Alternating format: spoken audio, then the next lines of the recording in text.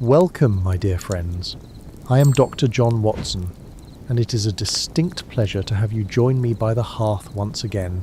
Tonight, I shall recount a matter involving a vanishing legacy and a shadow cast across a seemingly empty page. It is a case that tested not merely my friend's chemical knowledge, but his profound understanding of human deception.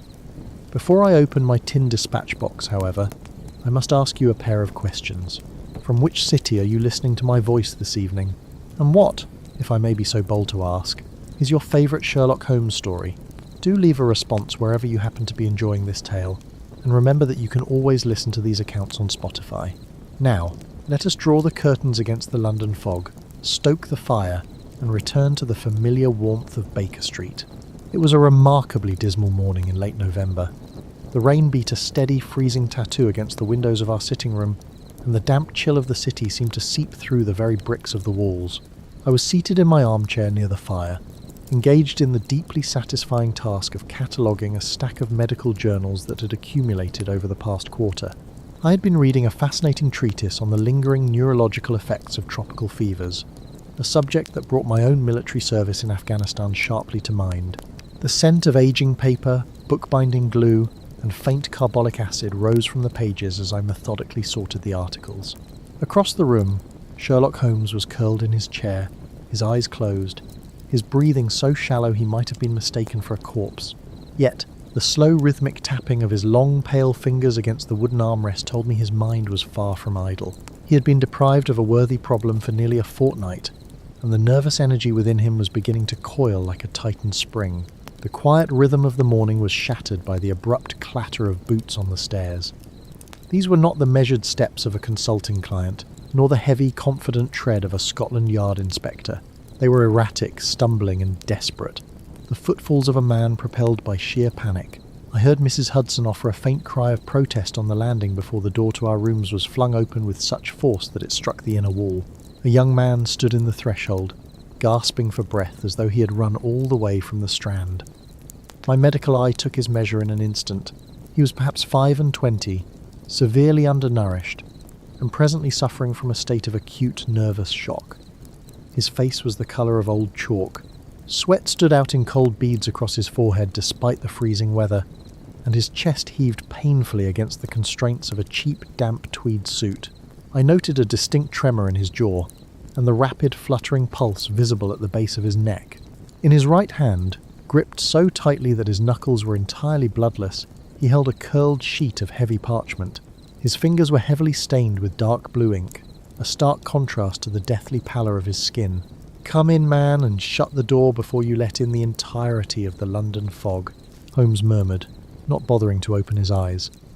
"And pray, do not crush that document further.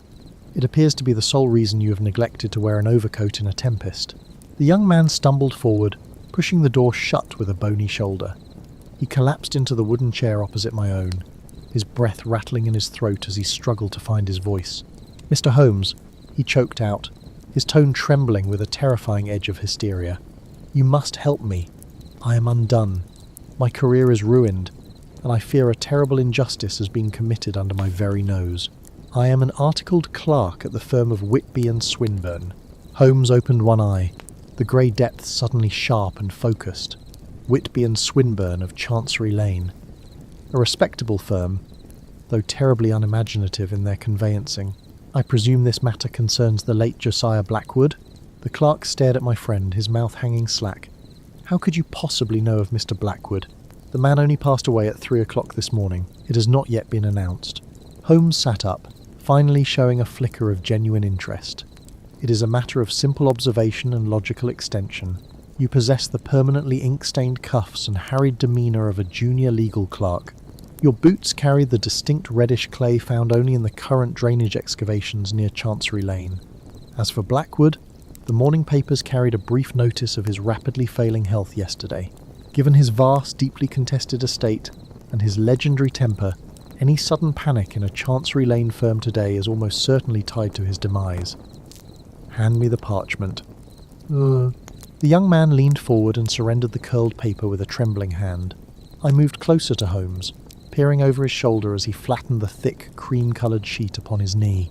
Given the clerk's stained fingers and frantic entrance, I fully expected to see a complex legal draft, perhaps fraught with unreadable signatures, a heavily disputed codicil, or evidence of a crude forgery. I adjusted my spectacles, ready to examine the script.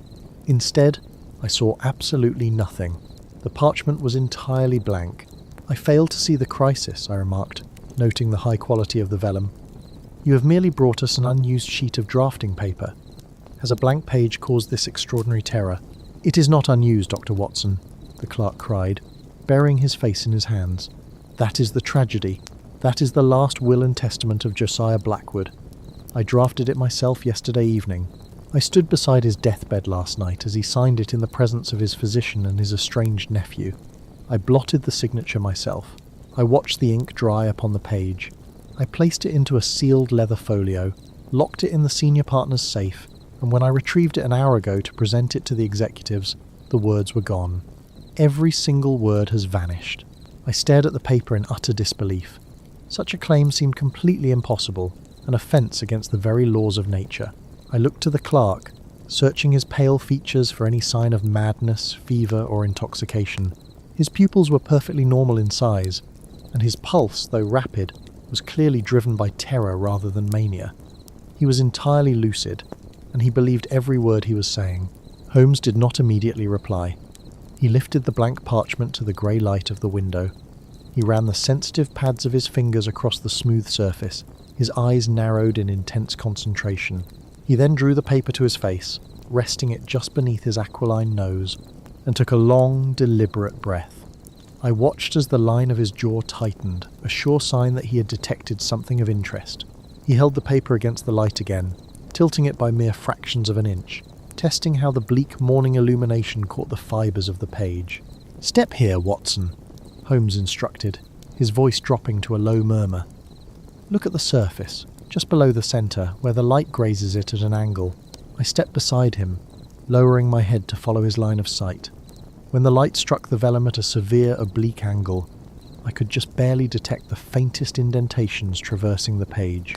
They were completely devoid of colour, but they were unmistakably pressed into the thick fibres of the material, as though a phantom hand had written upon it with a dry stylus.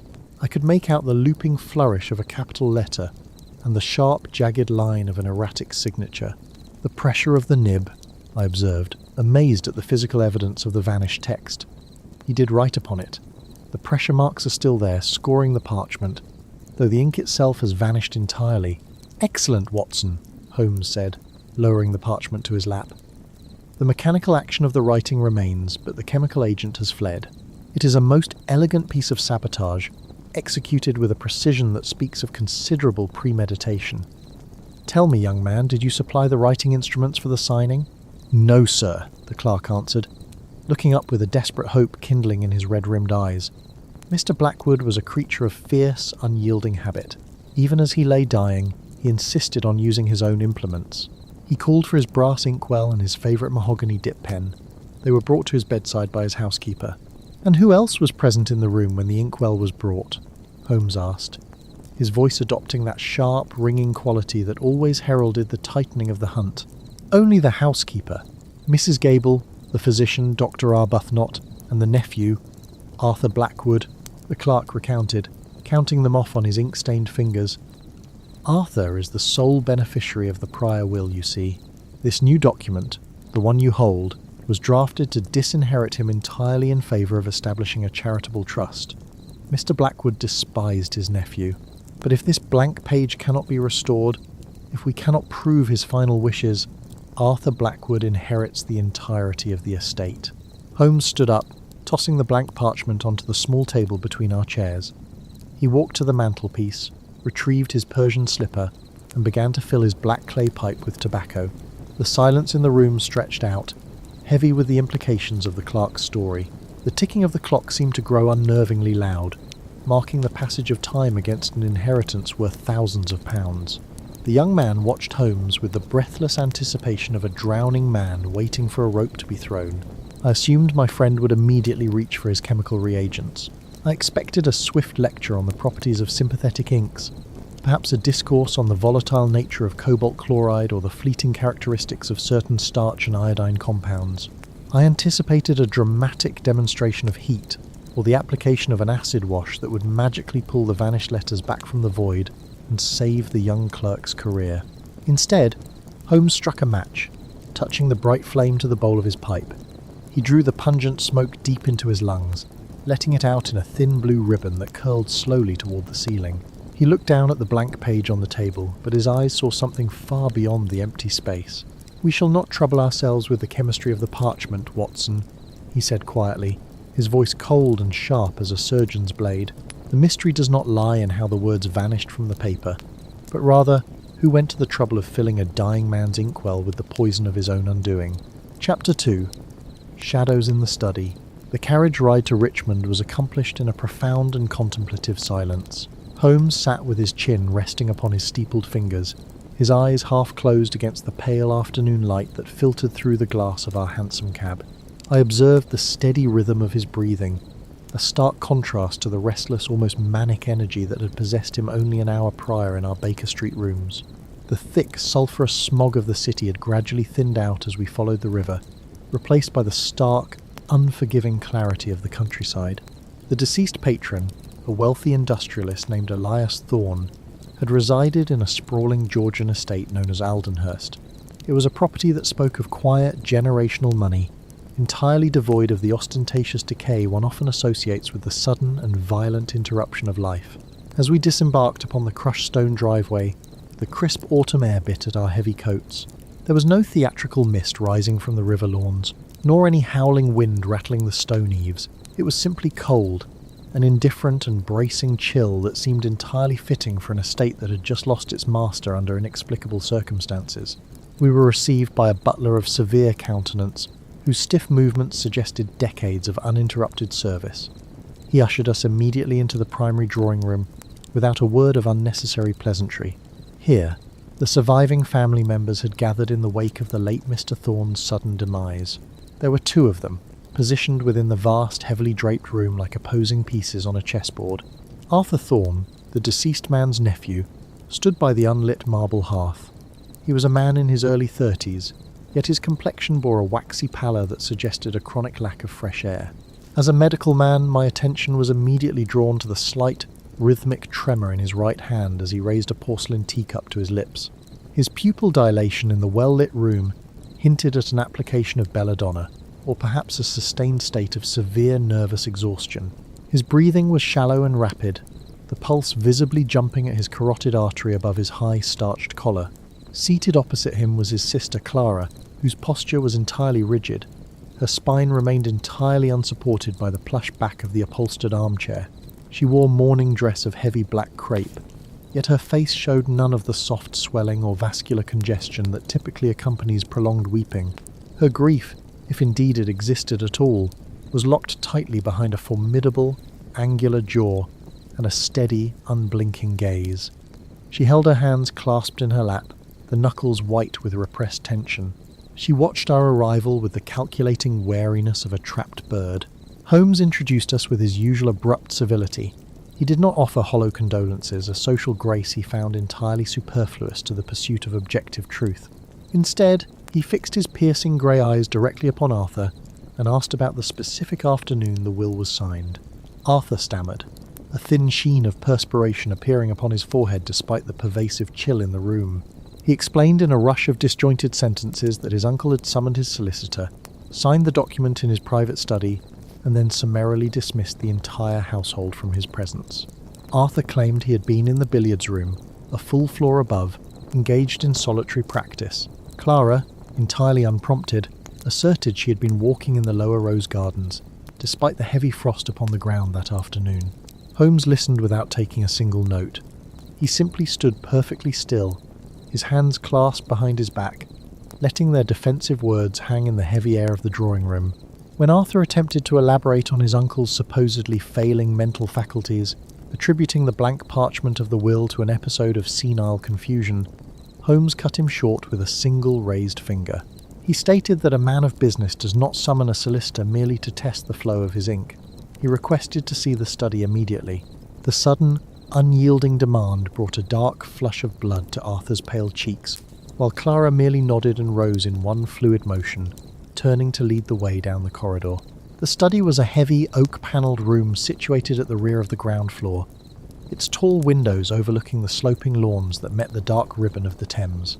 The air inside was stifling, trapped by tightly sealed sashes and thick velvet curtains that had been drawn back only halfway to admit a meagre sliver of light. As soon as the heavy door clicked shut behind us, my professional training alerted me to a peculiar atmospheric quality. Underneath the predictable, comforting odours of old leather bindings, unsmoked pipe tobacco, and beeswax polish, there lay a faint, sharp scent that did not belong in a gentleman's library. I drew in a slow breath through my nose, cataloguing the olfactory evidence. It was an acrid note, highly volatile, reminiscent of a laboratory dispensary. I stepped toward the centre of the room and murmured an observation to Holmes regarding the chemical nature of the scent. I likened it to a harsh compound, perhaps a derivative of ammonia mixed with something entirely more caustic. It was the sort of smell that lingers in the back of the throat long after the sauce has been removed, leaving a metallic taste upon the tongue. Holmes offered a sharp nod of acknowledgement, his nostrils flaring slightly as he took in the stale air. He did not speak a word of validation, but his posture shifted instantly. He moved with a silent, predatory grace toward the massive mahogany desk that dominated the centre of the room. The surface was immaculate, a vast expanse of green leather disrupted only by a heavy brass reading lamp, a leather-bound blotting pad, and a silver tray holding a collection of writing implements. Holmes leaned over the desk, his face mere inches from the blotting paper. He remained in that contorted posture for a full minute. I watched the tension in his shoulders, the absolute stillness of his frame as he absorbed the minutiae of the scene. The siblings watched him from the doorway. Arthur shifted his weight nervously from foot to foot, while Clara remained as completely still as a marble statue. Slowly, Holmes straightened his spine and turned his intense scrutiny to the silver tray. There were 3 inkwells arranged in a perfectly neat row.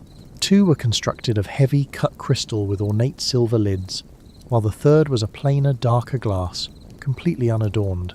Holmes lifted the first crystal well, unstoppered it, and held it up against the pale light of the window. He noted aloud the presence of standard blue-black ink, the reliable sort favoured by banking institutions and solicitors across London. He replaced it with infinite care and examined the second, declaring it to be a deep crimson pigment, likely reserved for personal ledgers or marginal corrections. Then his long pale fingers closed around the third darker bottle. He lifted it to eye level. It was entirely empty. Yet the inside of the glass was coated in a fine, powdery residue, completely devoid of the dried, cracked crust one typically finds in an abandoned or neglected inkwell. Holmes brought the empty dark glass well to his nose and inhaled sharply. His eyes widened a fraction of an inch, a remarkably subtle reaction that I knew indicated a highly significant discovery. He produced a small magnifying lens from the inner pocket of his tweed coat and examined the rim of the glass with intense concentration. He stated flatly that the residue was not a natural precipitate of any commercially available writing fluid.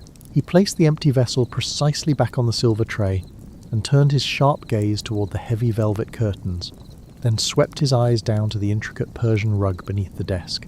I stepped closer, following his line of sight, and observed a faint discoloration on the wool pattern near the front casters of the heavy leather chair.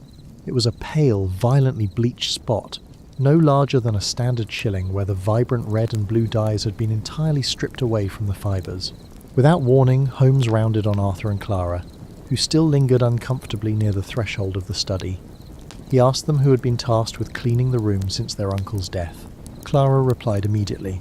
Her voice was steady, perfectly modulated, as she stated that the household servants had been strictly forbidden from crossing the threshold, per the explicit instructions of Scotland Yard and the solicitor, until the perplexing matter of the blank will was fully resolved.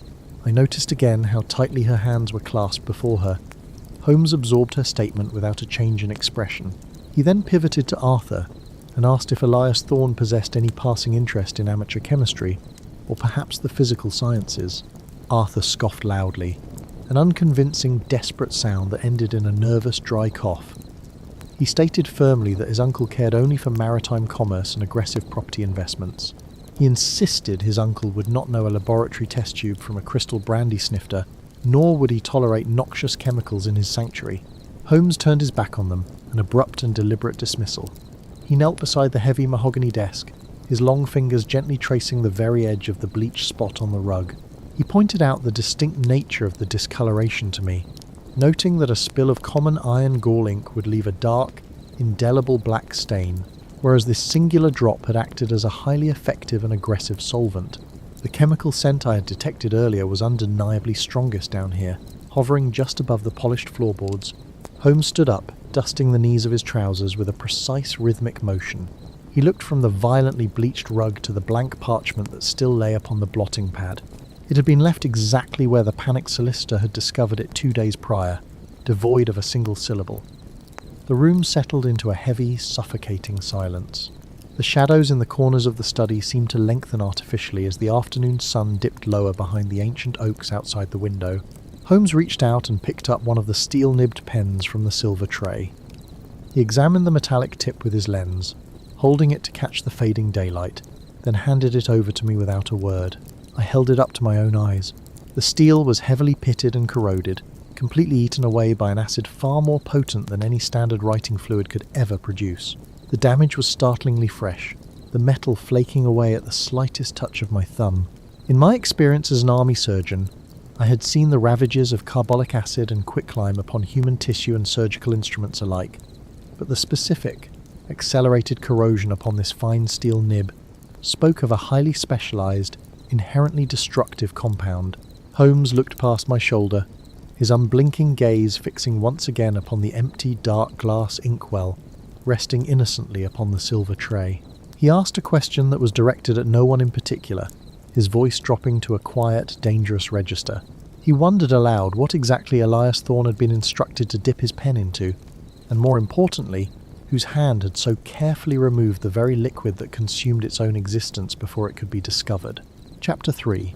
The Alchemist's Stationer. Our return to Baker Street was marked by a sudden and intense shift in my companion's demeanour. He discarded his heavy overcoat upon the nearest armchair and went straight to the chemical bench erected in the corner of our sitting room. The fire in the grate had burned down to a pile of white ash, leaving the room with a damp, pervasive chill. But Holmes seemed entirely oblivious to the dropping temperature. He lit the gas lamps and the brass Bunsen burner in rapid succession. I took my customary seat near the hearth, watching closely as he arrayed a series of glass pipettes, watch glasses, and stoppered vials containing reagents of varying toxicity. The blank parchment we had retrieved lay in the centre of the scarred wooden table, stark and maddeningly empty under the harsh yellow glare of the gaslight. For the better part of an hour, the room was filled with the sharp clinking of glass and the acrid stench of hydrochloric acid, undercut by the distinct, sulphurous odour of something far less common. I sat quietly, observing the physical toll of his profound concentration. His breathing was shallow and irregular, his narrow shoulders hunched over the workbench, and his long, stained fingers moved with a frenetic yet unerring precision. He did not speak a single word. I noted a slight, rhythmic tremor in his left hand, a neurological sign I knew from my medical practice indicated either severe exhaustion or a state of extreme nervous anticipation. He applied a drop of clear liquid to the bottom corner of the parchment. The paper did not react. He swabbed a secondary section with a heavily diluted iodine solution. The parchment merely turned a dull, bruised purple. Finally, with a sharp exhalation of breath, he extracted a dark amber bottle from the very back of his wooden cabinet, uncorked it, and held it over the open flame until a thin, serpentine wisp of vapour emerged from the glass neck. He passed the parchment methodically through this vapour. The chemical reaction was violent and immediate. A harsh hiss filled the quiet room, and the pungent scent of burnt almonds and ozone struck my nostrils with physical force. A faint, sickeningly green residue bloomed for a fraction of a second along the exact edges of where the handwritten lines had once been, before vanishing once more into pure, mocking white. Holmes extinguished the burner with a sharp, violent twist of his wrist. "This is no common sympathetic ink, Watson," he said. I leaned forward in my chair, the smell of the vapour still stinging the back of my throat. I suggested it might be a standard compound of cobalt chloride, or perhaps citric acid, the usual pedestrian tricks of clandestine correspondence I had seen during my military service. He shook his head dismissively. Too pedestrian entirely. Cobalt reveals itself under the application of direct heat. Lemon juice leaves a charred carbon shadow that any fool with a candle can detect. This specific ink was designed not merely to hide its contents, but to completely obliterate itself from the physical realm. It consumes its own pigment upon contact with the open air. The green flash we just witnessed was the ghost of a copper precipitate reacting with the vaporized acid. He picked up the parchment with a pair of long brass tweezers, holding it carefully up to the light. It is a highly volatile suspension, requiring a master of both theoretical chemistry and practical bookbinding to synthesize. There is only one man in the whole of London foolish enough to manufacture such an unstable compound, and greedy enough to sell it to the criminal classes. "Fetch your coat, Doctor. We are going to Cheapside." The hansom cab rattled brutally over the uneven cobblestones, moving eastward into the denser, more congested arteries of the city. A thick yellowish morning fog had rolled off the surface of the Thames, clinging to the soot-stained brickwork and muting the usual cacophony of horse hooves and shouting costermongers. The air inside the cab was bitterly cold, carrying the metallic tang of the river and the pervasive, choking soot of 10,000 coal fires.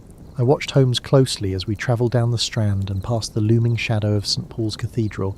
His sharp profile was silhouetted against the grey, weeping window of the cab, his eyes half closed, retreating into that inner fortress of deductive thought where I knew I could not follow.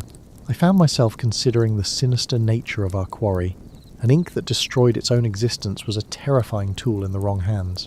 It meant the facilitation of blackmail without leaving a shred of physical proof. Orders of execution that vanished before the deed was fully done, and illicit contracts that unbound themselves at the stroke of midnight. The criminal mind, it seemed, was evolving in dark parallel with the march of modern science. We alighted at the corner of Wood Street in Cheapside, dismissing the driver. The area was a gloomy labyrinth of narrow alleys and leaning, timber-framed structures that seemed entirely forgotten by the broader progress of the empire. Holmes led the way down a particularly bleak and narrow passage, where the overhanging eaves nearly blocked out the dreary sky above. We stopped before a shop with grimy, opaque windows. There was no painted sign above the low door, only a rusted iron bracket that might once have held a trade emblem in a previous century. Inside, the shop was a veritable mausoleum of forgotten paper. The air was thick and oppressively heavy, smelling intensely of decaying animal binding glue, cured vellum, and the sharp, acidic bite of iron gall. Countless dust motes danced lazily in the meagre, watery light filtering through the dirty glass. Behind a long wooden counter, stacked precariously high with heavy leather ledgers and loose reams of parchment, stood a man of singular and pathetic appearance. He was small and severely kyphotic, his spine curved into a pronounced, unnatural hump beneath a heavily stained leather apron. As a medical man, I immediately noted the audible wheeze of his laboured breathing and the waxy, bloodless pallor of his skin, suggesting a lifetime spent entirely indoors inhaling noxious, unventilated fumes.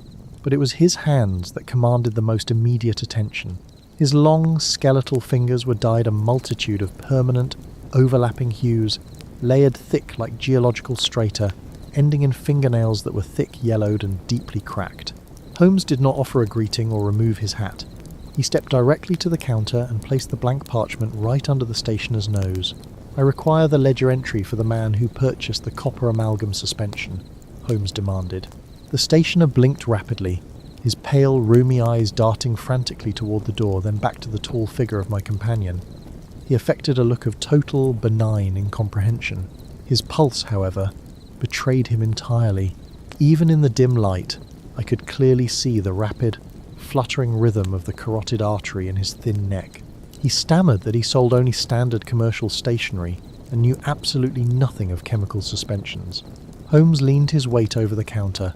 His voice dropped to a level just above a whisper, carrying a lethal, uncompromising edge. "You have fresh traces of silver nitrate on your left cuff. Your shallow breathing indicates chronic, long-term exposure to nitric acid fumes. The floorboards directly behind your feet are deeply scored by the dragging of heavy glass carboys of sulfuric acid. Do not insult my intelligence, Mr. Pinchin. You synthesized the vanishing amalgam. You sold it. Tell me to whom, or I shall have Inspector Lestrade standing in this very room in 10 minutes to inspect your highly unlicensed and highly illegal chemical stores."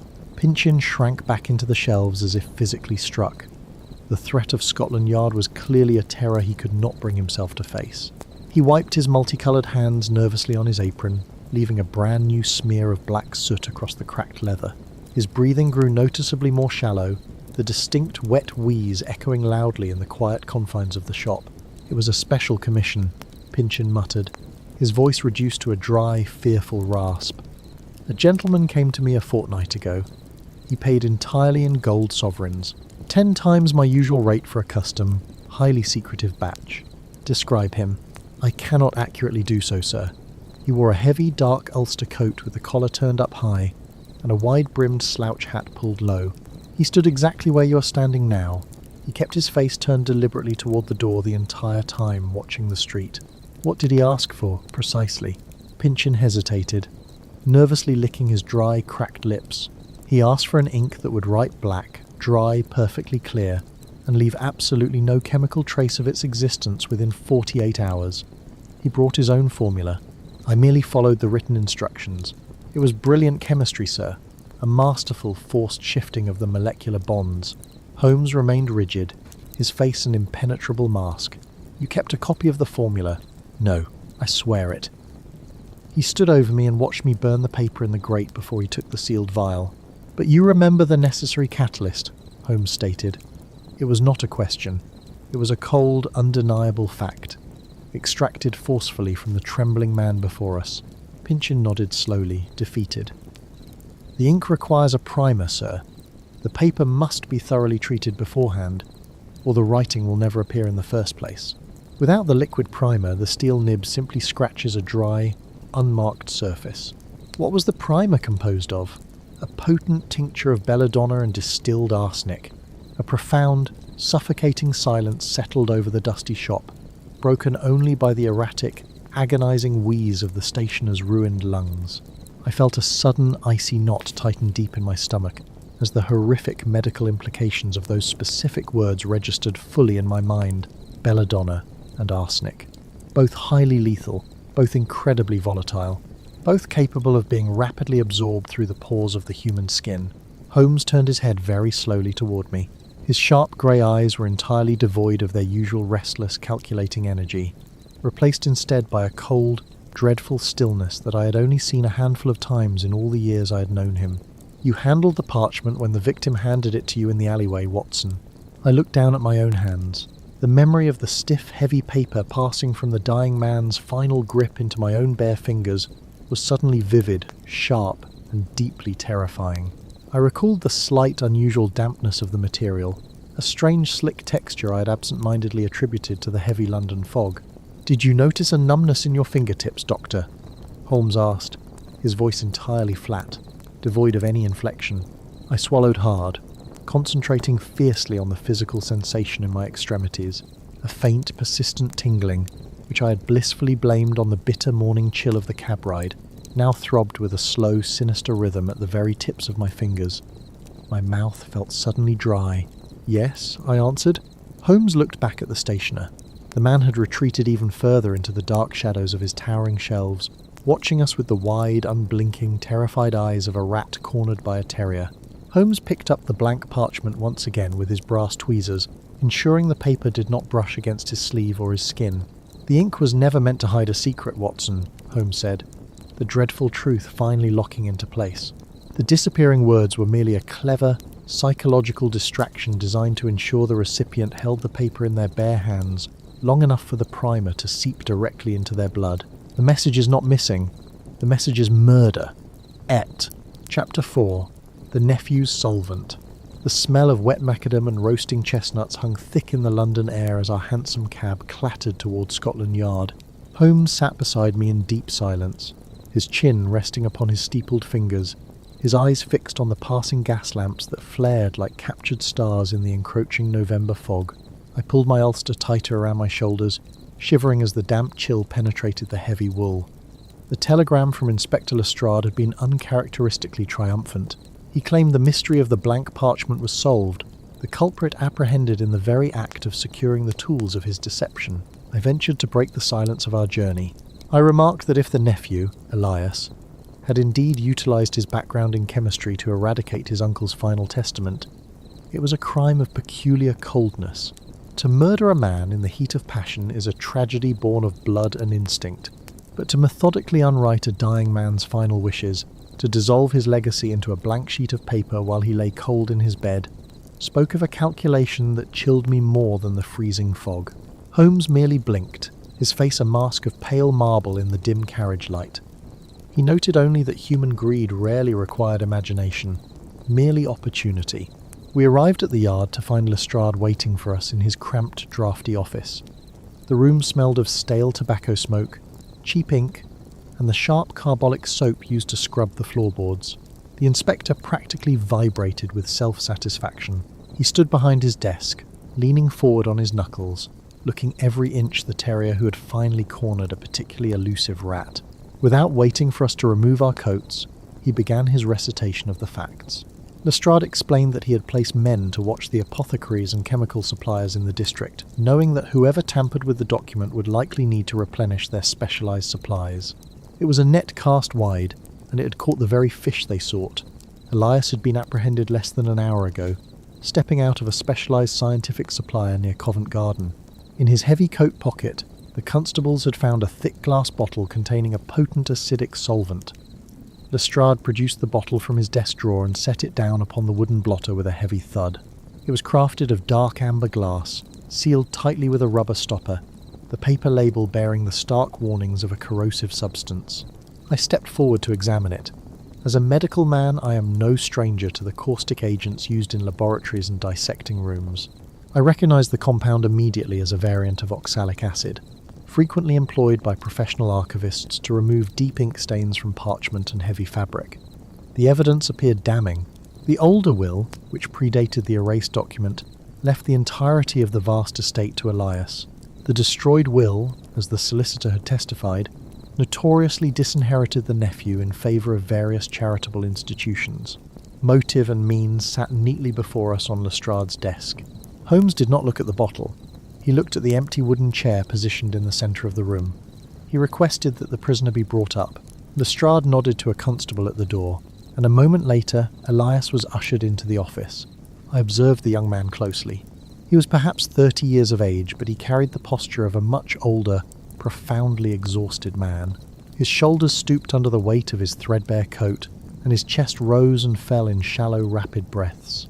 His complexion was the pallid grey of dough left too long in the cold. What drew my medical eye, however, were his hands. They trembled incessantly, a fine, high-frequency vibration indicative of either severe nervous shock or chronic exposure to heavy metals.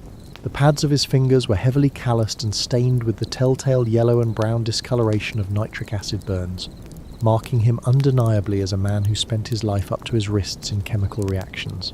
Elias collapsed into the wooden chair, his pale blue eyes darting between Lestrade, myself, and finally settling on Holmes. He did not look like a master criminal. He looked like a man standing upon the gallows, watching the executioner reach for the lever. Lestrade wasted no time. He laid out the accusation, his voice ringing with official authority. He accused Elias of purchasing the solvent to finalise the destruction of the will, perhaps to wash away the microscopic remnants of the ink, to ensure no trace could ever be recovered by Scotland Yard. Elias shook his head, a weak, frantic motion that made his damp hair fall across his forehead. His voice cracked as he spoke. He admitted to purchasing the solvent. He admitted to his desperate need for his uncle's money to fund his struggling, debt-ridden laboratory, but he vehemently denied erasing the will. He claimed he had bought the oxalic compound for the exact opposite reason. He had intended to use a heavily diluted wash of the acid to precipitate the iron salts in the vanished ink, hoping against hope to raise the invisible words from the blank page and prove his uncle had indeed left him a sum, despite their bitter quarrels. Lestrade laughed, a harsh, barking sound that echoed off the bare walls. He found the excuse pathetic. A man caught with a murder weapon claiming he intended to use it to heal the victim. The inspector turned to Holmes, crossing his arms, awaiting the inevitable agreement of the great detective. Holmes stepped forward. He moved with that sudden, languid grace that always preceded a strike. He picked up the amber bottle from the desk. He removed the rubber stopper. He did not sniff the contents directly, but wafted the air above the rim toward his nose, his eyes closing for a fraction of a second. He replaced the stopper with a precise twist and set the bottle down. Holmes addressed the young chemist. He asked him what specific dilution he had planned to use for the precipitation of the iron gallate. Elias swallowed hard, his Adam's apple bobbing in his thin throat. He stated a ratio, a very weak solution of 1 part acid to 50 parts distilled water, to be applied with a damp sea sponge. Holmes listened without expression. He then asked Elias about the state of his uncle's study on the night of the death, specifically regarding the temperature and the airflow in the room when Elias had briefly visited him. Elias blinked, entirely thrown by the abrupt shift in the interrogation. He stammered that the room had been stifling. His uncle suffered from the cold and had kept the fire banked fiercely high. The windows had been tightly latched and bolted against the damp street air. Furthermore, Elias recalled there had been a faint odour in the room, something sharp and strangely sweet, which he had assumed was a new brand of his uncle's medicinal drops. Holmes turned away from Elias. He held the amber bottle up to the light of the flickering gas lamp. He stated that the inspector had built a magnificent cage. Unfortunately, he had trapped the wrong bird. Lestrade's face darkened instantly, his smug triumph souring into sudden, bristling defensiveness. He demanded to know how Holmes could possibly dismiss the physical evidence of the solvent and the obvious financial motive. Holmes spoke in short, crystalline sentences. He pointed out that the erased will had been devoid of any surface abrasion. Oxalic acid, even applied with the utmost care by a skilled hand, disturbs the delicate fibres of parchment. I had examined the document myself at the scene, and I realised with a jolt that Holmes was entirely correct. The surface of the parchment had been as smooth as untouched glass. Furthermore, Holmes noted, the chemical reaction required to completely obliterate iron gall ink leaves a distinct residual odour of sulphur when trapped in a closed, heated room. Elias had testified to a sharp, sweet smell. A man lying to save his life would not invent a sweet smell when the police expect the rotten stench of a sulphuric reaction. Lestrade stubbornly argued that Elias was simply a clever liar. A thief would naturally invent contradictory details to misdirect the authorities. Holmes shook his head.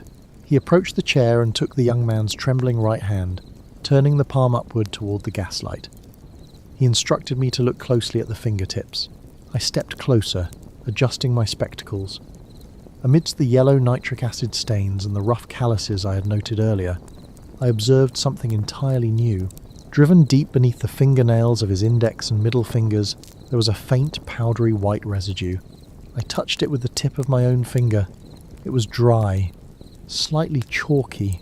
I brought my fingers to my nose, detecting a very faint, almost imperceptible scent of bitter almonds.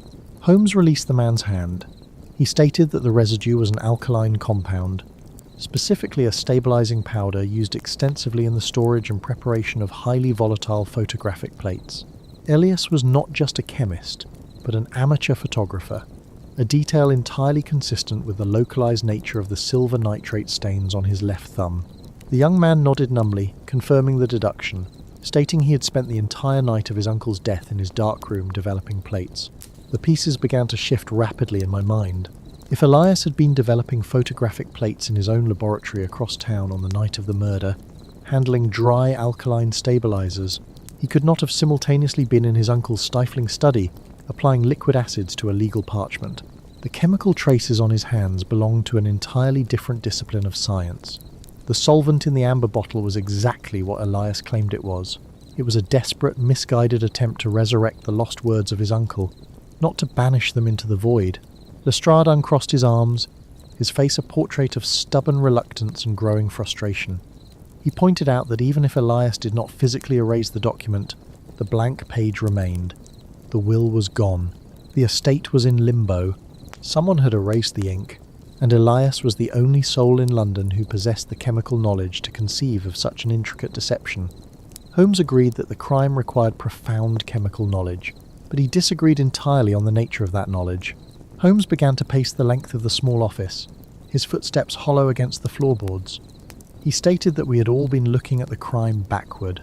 We had operated under the assumption that the ink was applied normally by the dying man, and then subsequently removed by an intruder wielding chemicals. But he asked us to consider the alternative. What if the deception did not occur after the uncle died? What if the deception resided in the very inkwell the uncle used to write the will? The silence in the room became absolute. Only the muffled clatter of carriage wheels on the cobblestones below penetrated the heavy air. Holmes stopped pacing. He looked at Elias, then at Lestrade, and finally at me. His eyes were bright with that dangerous, restless energy that always possessed him when the true, terrible shape of the web revealed itself. He asked Elias, who supplied his uncle's stationery and ink. Elias, still trembling slightly, provided the name of a high-end stationer situated in the Strand. Holmes nodded slowly. He produced from his own deep coat pocket a small, tightly corked glass vial. Inside was a tiny scraping of dried, dark crust.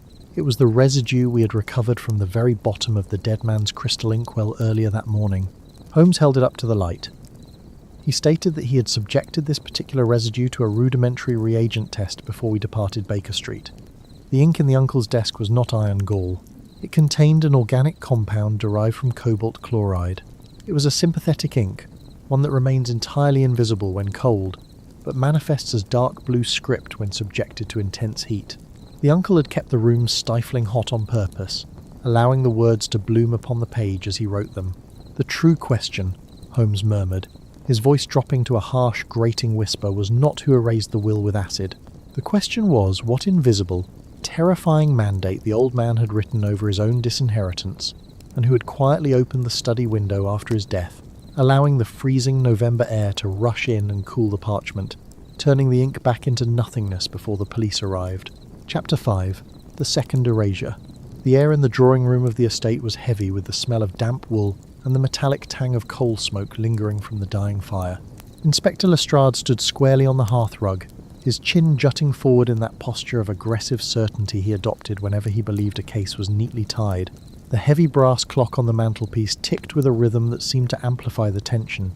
Beside the writing desk stood Elias, his complexion possessing the unhealthy waxen pallor of a man facing the gallows. As a medical man, I noted the signs of severe physiological distress.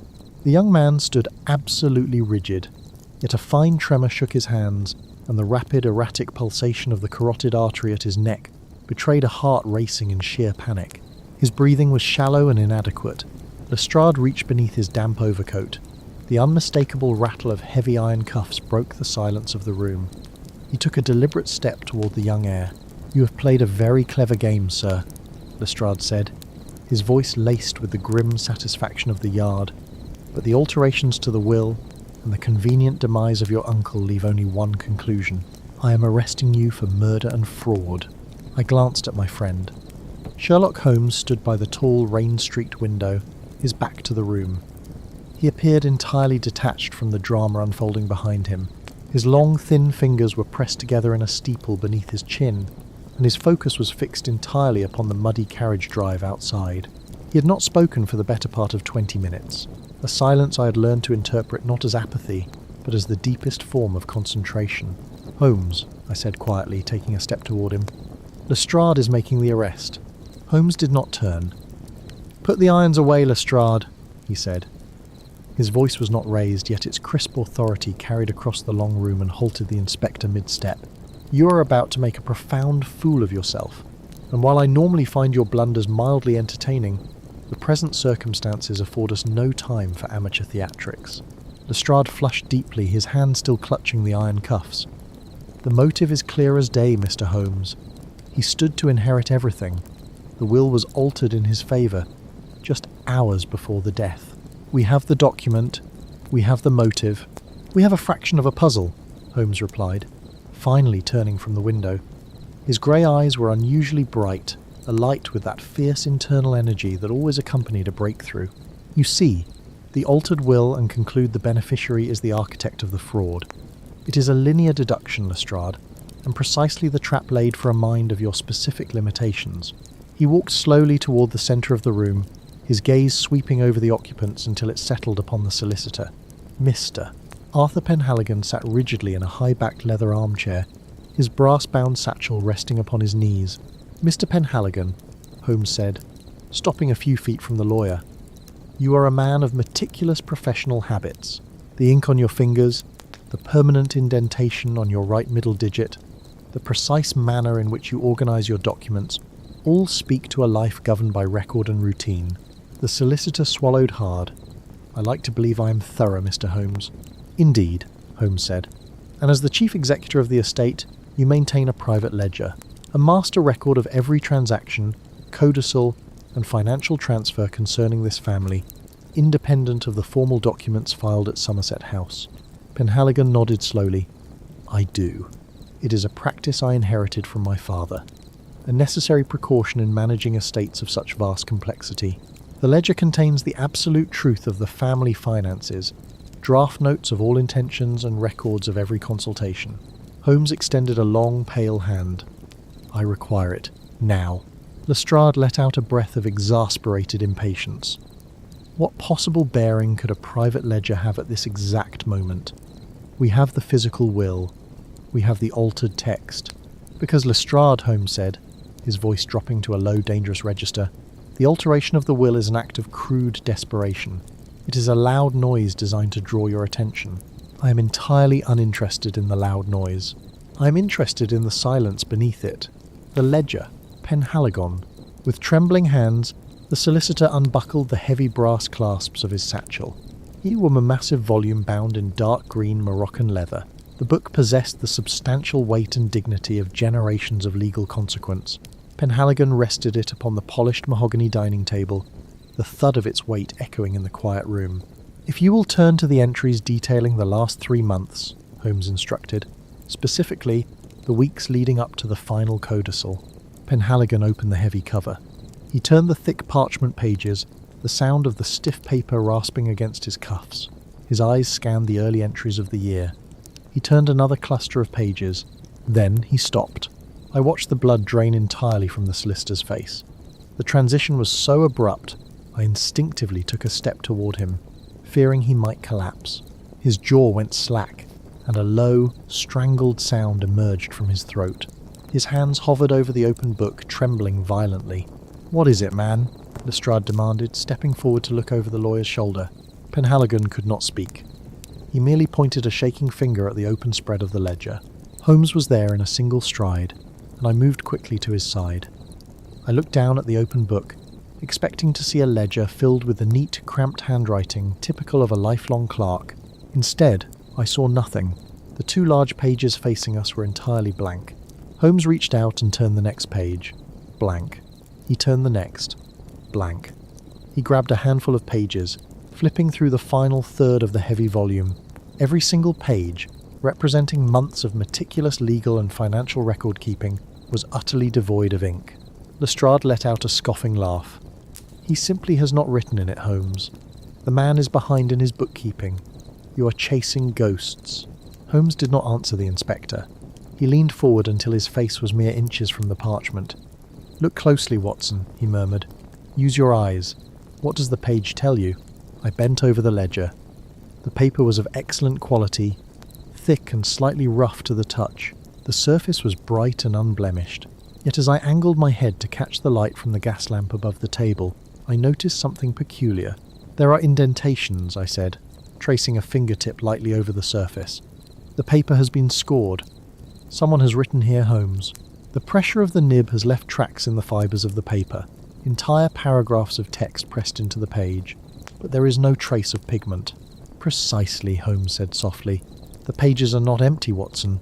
They have been erased, and not by scraping or washing, which would disturb the sizing of the paper and leave a roughened texture. The physical structure of the paper is perfectly intact. The ink has simply ceased to exist." Penhaligon found his voice, though it was little more than a terrified whisper. "That is impossible. I wrote in this very book yesterday evening. I summarised the transfer of the South African mining shares. I used my own pen, my own inkwell from my desk. The book was locked in my safe overnight and remained in my satchel all morning. No one has touched it. No one could have tampered with it." Holmes picked up the heavy ledger and lifted it to his face. He closed his eyes and inhaled deeply along the spine and the open pages. "What do you smell, Watson?" he asked, offering the open book to me. I leaned in and took a breath. Beneath the expected odours of old paper, leather binding, and the damp air of the room, there was a sharp chemical tang. It was faint, but distinct. "Ammonia?" I guessed, relying on my medical dispensary experience. And something else. Something vaguely sulphurous. "Excellent, Watson. A volatile chemical reaction." Holmes set the book down and turned to face the room. His posture was rigid, his eyes dark and calculating. "Lestrade," he said, the timbre of his voice commanding absolute silence. Consider the implications of what sits on this table. An hour ago, you believed you were investigating a greedy nephew, altering a final testament for personal gain. A crude, localized crime. I still do, Lestrade muttered, though his confidence had visibly fractured. Then you are blind, Holmes snapped.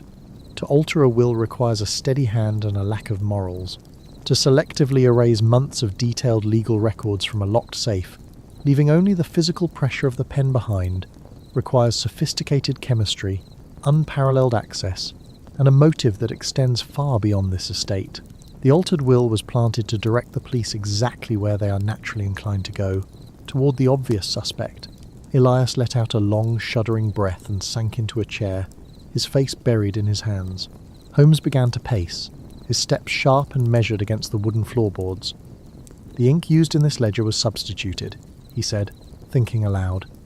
A sympathetic ink of a most advanced formulation, one designed not to remain invisible until heated, but to behave as normal ink for a predetermined period before a chemical decay renders it entirely transparent. The solicitor was unknowingly writing with a vanishing compound for months. But why? I asked, the sheer scale of the deception chilling me. Why go to such extraordinary lengths to erase a lawyer's private notes? Because, Watson, Holmes said, stopping at the table and staring down at the blank pages, the true crime has not been committed today. The true crime has been occurring systematically over the last 3 months. The shifting of assets, the quiet liquidation of properties, the transfer of immense wealth to unseen hands. This ledger was the only complete map of those transactions. The orchestrator of this scheme allowed the lawyer to document it all, knowing the record would simply evaporate precisely when the trap was sprung. Lestrade stared at the book, his handcuffs hanging uselessly from his fingers. The room felt suddenly colder, the shadows pressing closer around the perimeter of the gaslight. The silence was profound, broken only by the steady, uncaring tick of the brass clock. "We are not hunting an opportunistic heir, Watson," Holmes said quietly, his gaze lifting from the empty pages to meet mine. "We are hunting a phantom, someone who can reach into locked safes, manipulate the very chemistry of truth, and steal a fortune without leaving a single drop of ink to betray them. The question we must now ask is not who altered the will, but what colossal theft this sudden absence of history was designed to conceal." The blank pages lay open on the mahogany table, blindingly white in the lamplight, a vast and terrifying void where the answers should have been. Chapter 6. A ledger in the dark. The air in the solicitor's study had grown close and stale, smelling faintly of pipe ash and the sharp metallic tang of fear. The room had been thoroughly tossed by whoever had preceded us. Books lay splayed like broken birds upon the Persian rug, drawers hung open, their contents violently disgorged.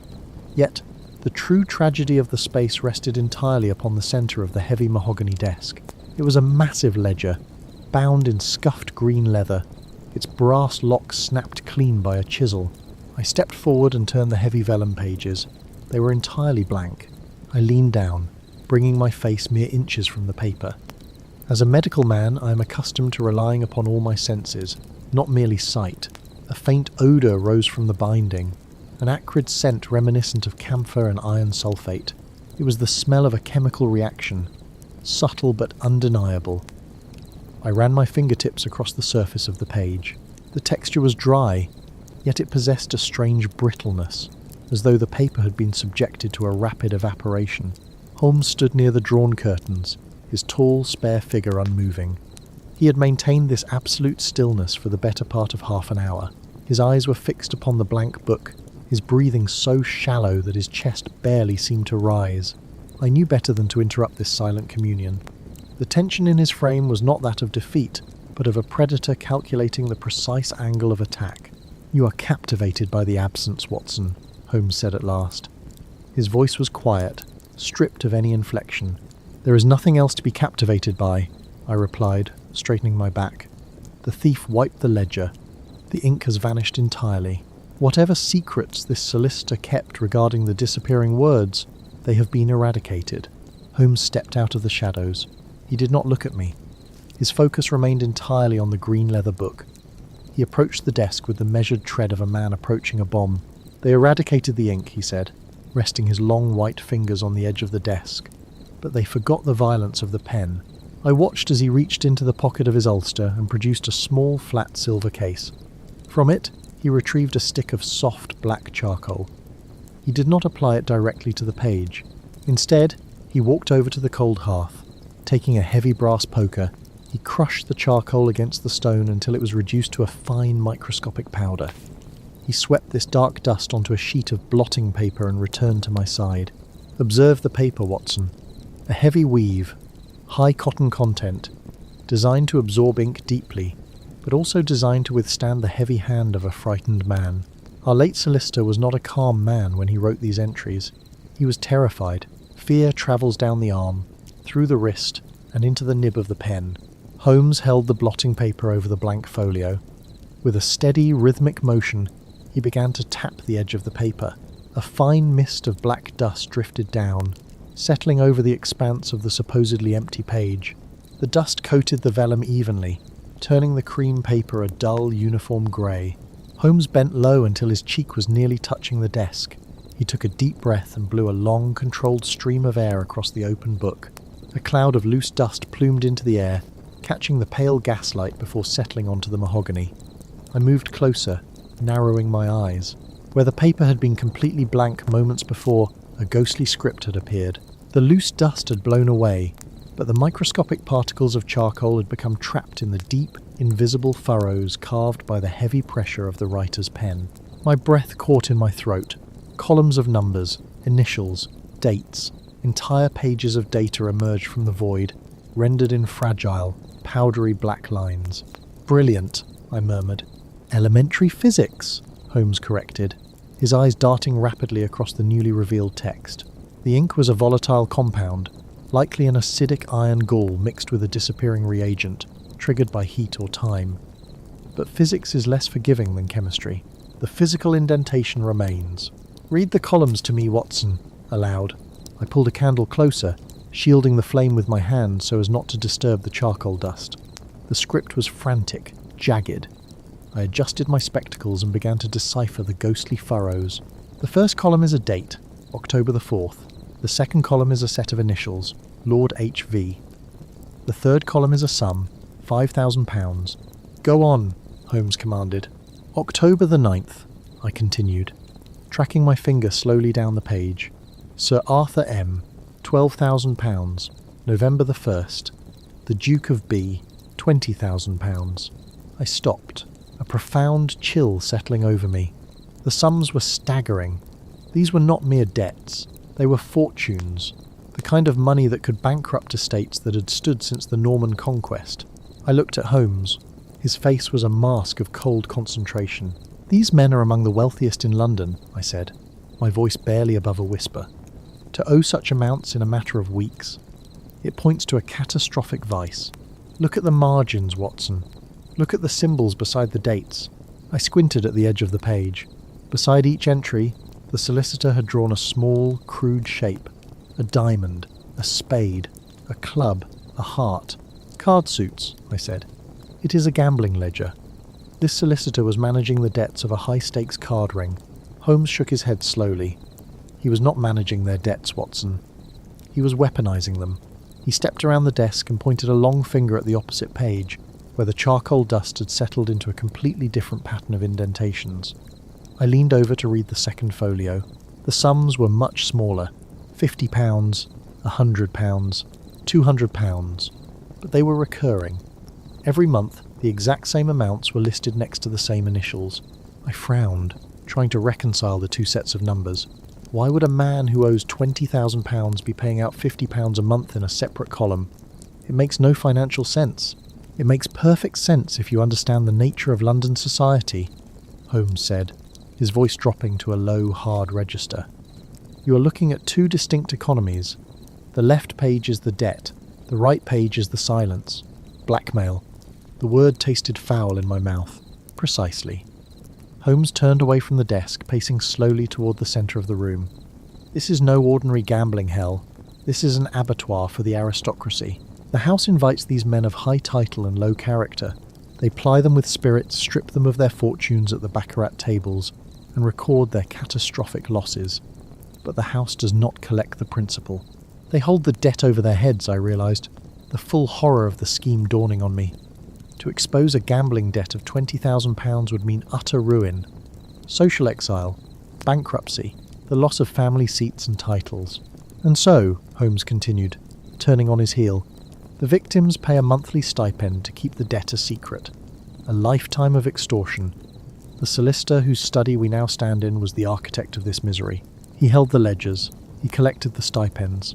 He documented the slow bleed of London's elite. I looked back down at the dusty, ghost-like letters.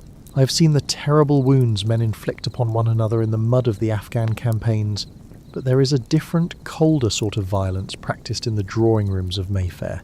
It is a violence of ledgers, of whispers, of reputations bled dry over years, to trap a man in his own vice and drain him slowly until there is nothing left. It was abhorrent. But why wipe the ledger? I asked, turning to Holmes. If this book is the source of their power, why destroy the ink? Why not simply steal the book? Because the man who came here tonight did not come to steal the power, Holmes said. He came to escape it. Holmes walked swiftly back to the desk. He pulled a fresh sheet of blotting paper from the drawer and began to dust the final pages of the ledger. The process was slow, agonizingly precise. I watched the black powder settle into the last, desperate strokes of the dead solicitor's pen. The man who wiped this book was one of the victims, Holmes said as he blew the excess dust away. He discovered the chemical nature of the ink, broke into this office, and neutralized the very record of his ruin. But in his panic, he failed to realize that the pressure of the pen leaves a memory the paper cannot forget. The final page came into view. There were no columns of numbers here. There was only a single sentence, written in a hand so heavy the nib had nearly torn through the thick vellum. The charcoal gathered thick and black in the deep ravines of the letters. I stepped closer, the candle flame trembling slightly in my grasp. I read the words slowly, the chill in the room seeming to deepen with every syllable. The hounds are loose. The crown is compromised. Tomorrow at midnight, the river takes the Duke. I stared at the sentence, my mind struggling to comprehend the magnitude of what lay before us. The crown compromised. A Duke marked for the river. This was no longer merely a matter of blackmail. It was a matter of state security. It was a matter of murder. I looked up at Holmes. The pale light from the street lamp caught the sharp angles of his face, illuminating a profound, unsettling intensity in his eyes. He was staring not at the book, but at the dark window, as if he could see the murky waters of the Thames rolling through the blackness of the city. "Watson," Holmes said, his voice stripped to a quiet, lethal edge. "What is the date on the morning paper you left on the dining table at Baker Street?" "It is the 12th, I replied, my pulse quickening. "Then we are already out of time," Holmes said. He finally looked at me, and I saw a shadow cross his features that I had rarely seen before. "Tell me, Doctor, how does a dead man drown a duke?" Chapter 7. The Restorer's Alibi. The acrid bite of pure ammonia and the heavy, resinous scent of distilled turpentine battled for supremacy in the sitting room of Baker Street. The atmosphere was stifling, heated by a blazing fire in the grate and the steady, hissing blue flame of a Bunsen burner upon the central table. Through the window panes, a dense London fog pressed against the glass, muting the clatter of carriage wheels on the cobblestones below to a dull, rhythmic thud. I sat in my armchair with a damp handkerchief pressed against my nose and mouth, watching my friend operate his makeshift laboratory with the practiced grace of a surgeon at the operating table. Sherlock Holmes was entirely absorbed in his work. His sleeves were rolled to the elbows, revealing sinewy forearms stained with soot and various chemical residues. He held a curved glass retort over the burner, his grey eyes fixed upon the bubbling amber liquid within. He did not speak. The silence in the room was absolute, save for the ticking of the mantel clock and the rhythmic bubbling of the solvent. Tension hung thick in the warm air, heavy with the expectation of a visitor we both knew was imminent. Heavy footsteps sounded on the stairs. The tread was deliberate, authoritative, and entirely devoid of hesitation. The door opened to reveal Inspector Lestrade of Scotland Yard, his sharp, ferrety features arranged into a mask of profound satisfaction. Behind him, flanked by a uniformed constable, stood Elias. The young man presented a pitiable sight. As a medical man, I took his measure immediately. His complexion was the colour of old ash. A fine sheen of cold perspiration coated his brow, and his breath arrived in shallow, rapid gasps, indicative of severe respiratory distress or overwhelming terror. His hands, bound before him, trembled with a fine, continuous motor tremor. He possessed the narrow, slightly stooped shoulders of a scholar or an artisan, a man unaccustomed to physical labour or the brutal realities of a police interrogation room. He looked entirely like a man being led to the gallows.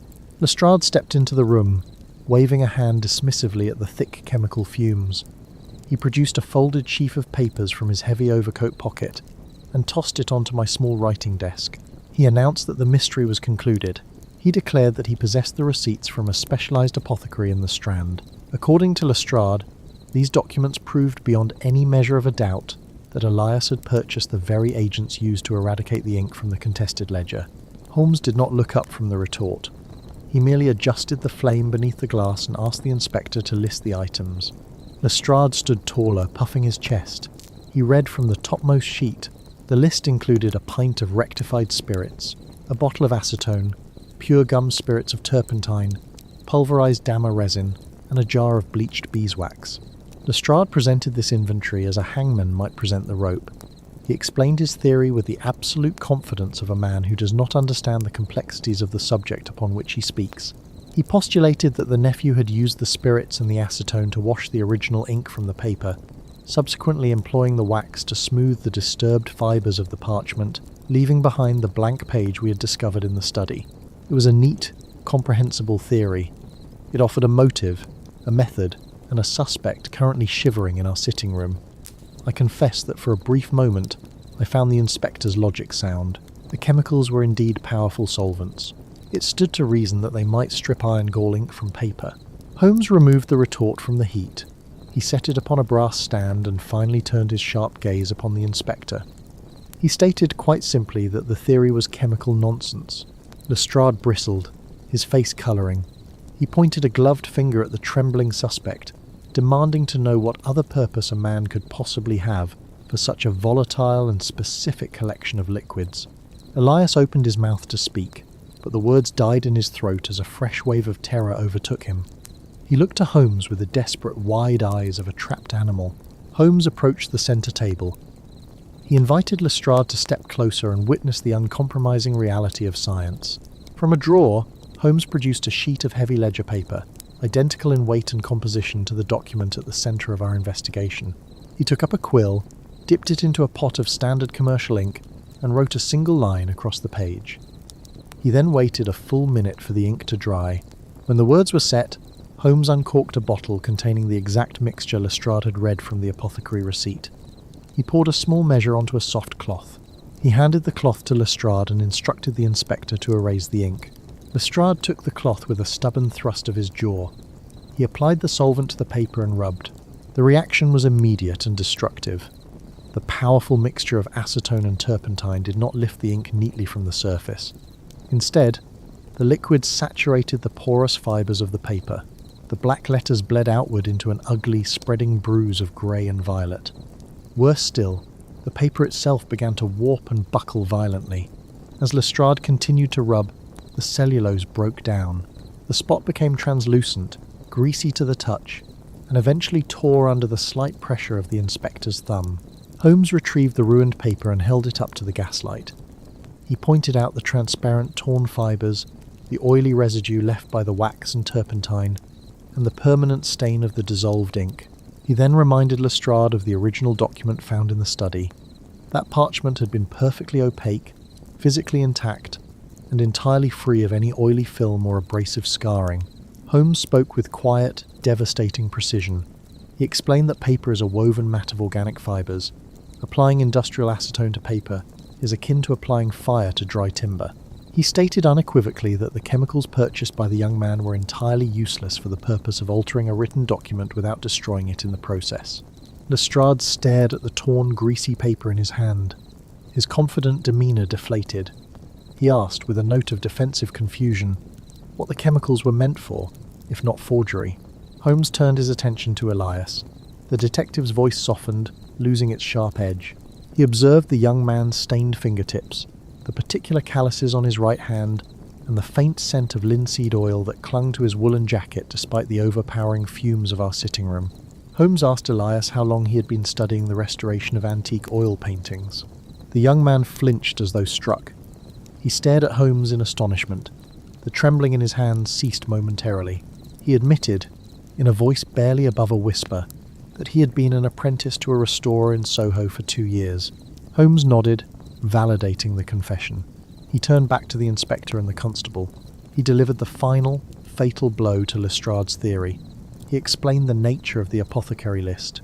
Turpentine and acetone, when mixed with dammer resin and beeswax, create a very specific emulsion.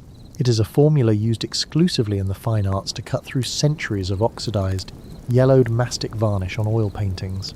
The wax suspends the active solvent, documenting them from eating through to the delicate pigments beneath. It is a slow, methodical process meant for linen canvas and hardened oils, not for porous paper and water-soluble inks. Holmes concluded that Elias was guilty of nothing more than attempting to clean a neglected family portrait in secret, likely hoping to sell it to settle his own debts without drawing the ire of his domineering uncle. Elias slumped against the wall, a profound exhale escaping his lungs. His knees appeared to give way slightly, supported only by the firm grip of the constable beside him. The sudden rush of relief brought a flush of colour back to his pale cheeks. He confessed that Holmes was entirely correct. He had smuggled the portrait into his rooms and had purchased the chemicals under a false name out of sheer embarrassment and fear of his uncle's wrath. He swore on his life that he had never touched the ledger in the study. Holmes instructed Lestrade to release the man. The physical evidence proved the impossibility of his guilt. Chemistry, Holmes remarked, is a judge devoid of sentiment, and it had declared Elias innocent. The inspector was a man who hated to surrender a prime suspect, but he was not a fool in the face of absolute proof. He signalled the constable. The bindings were removed from Elias's wrists. The young man offered Holmes a look of tearful gratitude before fleeing the suffocating confines of our rooms, followed closely by a deeply irritated Lestrade, whose heavy boots struck the stairs with far less triumph than when he had arrived. The door clicked shut. The silence returned, filled only by the hiss of the gaslight and the bubbling of the water bath. I moved to the window and cracked it open, allowing the damp, freezing fog to push back the chemical stench. I remarked to Holmes that he had executed a brilliant defence. We had saved an innocent man from the gallows and entirely dismantled the Yard's theory. Holmes did not answer. I turned to find him standing motionless by the central table. The satisfaction of the solved puzzle, which usually brightened his features after such a demonstration, was entirely absent. His posture was rigid. His sharp profile was illuminated by the blue flame of the burner, casting deep, severe shadows across his face. He was holding the original, blank ledger page, the document from the study, the page that had borne the missing words. I approached him, my medical instincts noting the sudden tension in his jaw. I asked what the matter was. The suspect was cleared. The solvents were a dead end. Holmes slowly lowered the paper. He spoke with a quiet intensity that chilled me far more than the fog creeping through the window. He stated that I was looking at the problem backward. He reminded me that we had just proven, beyond any doubt, that the ink was never washed from the paper by any external force.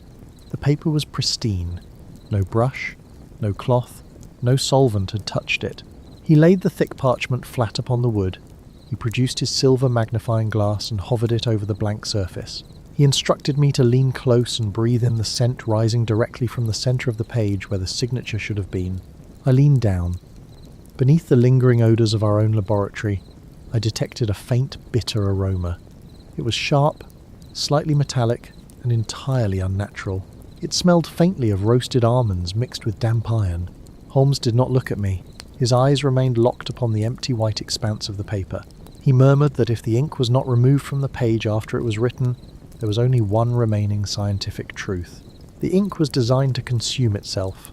Holmes slowly closed the cover of his pocket lens with a sharp metallic snap. He looked toward the dark window, his eyes narrowing into slits. He asked the empty room who among their circle possessed the profound chemical genius to synthesize a volatile, self-eradicating compound, and more importantly, what terrifying secret the blank page was truly meant to conceal.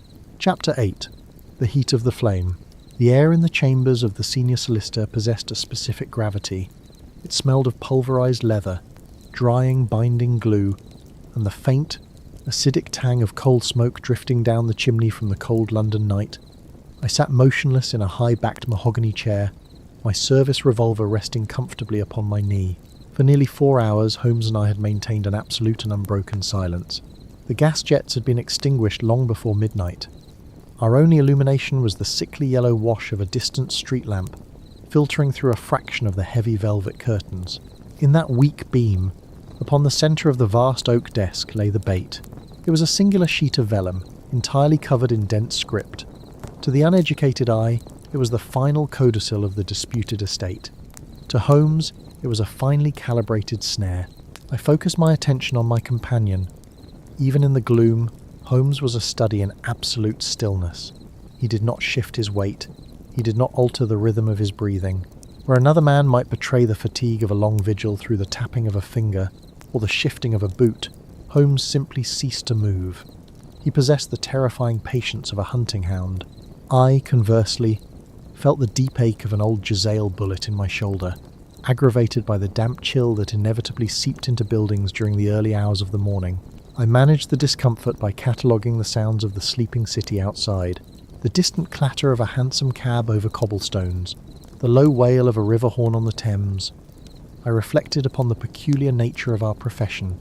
We were men of action, yet so much of our work consisted of profound, aching stillness. The office around us was a monument to the slow accumulation of wealth and consequence. Heavy volumes of jurisprudence lined the walls, their gold leaf spines catching the faintest glimmer of the streetlight. Dust motes drifted lazily through the single beam of illumination, indifferent to the high stakes of the game we were playing. I shifted slightly, attempting to alleviate the pressure on my sciatic nerve. Holmes, sensing the movement without looking, raised a single cautionary finger. I stilled my breathing instantly. Then, the noises of the city vanished, replaced entirely by a sound originating far closer to hand. It was a metallic click, sharp and distinct, from the direction of the outer office. My hand tightened instinctively around the grip of my revolver.